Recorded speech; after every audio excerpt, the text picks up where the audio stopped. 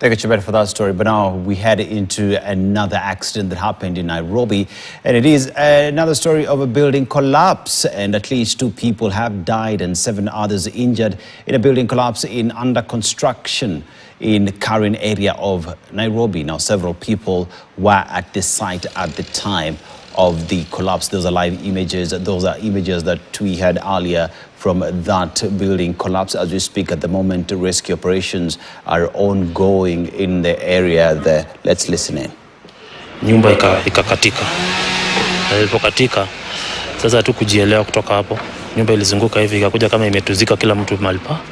Sasa mimi kwa bahati yangu Mungu tu akanisaidia, nikawa nimelaliwa tu miguu na nimedungwa na mkono pia na nikalaliwa na chuma.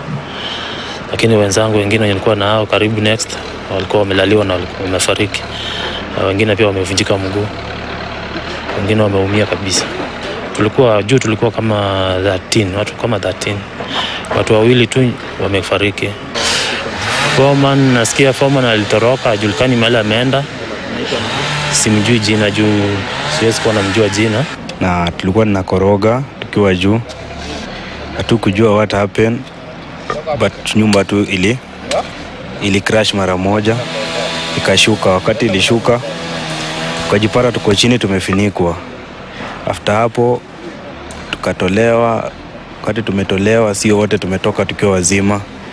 Nashukuru Mungu kwa sababu wengine tumetoka tukiwa wazima, lakini nimeweza kumpoteza rafiki yangu wa karibu sana. Tulikuwa huko 10, tulikuwa juu kama 10. Wawili ndio nimesikia wamesha dead, na wengine kama sisi tuko hapa tunangojea tupeleke mahali. Before 4 p.m. We received information that a building had collapsed in Karen. Emergency teams were mobilized and the responders were able to secure the scene with the assistance of the area sub-county police commander, Langata. And so far, we have confirmed that 2 people are dead.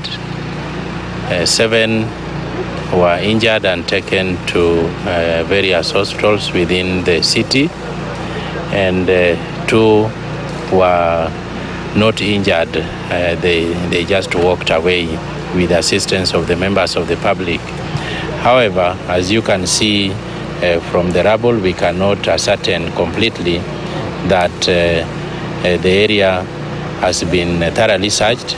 So we will be able to conduct a thorough search and rescue to determine if indeed there are no any other Kenyans trapped in the rubble. Sad indeed. The question is, who is responsible? Because at the end of the day, heads must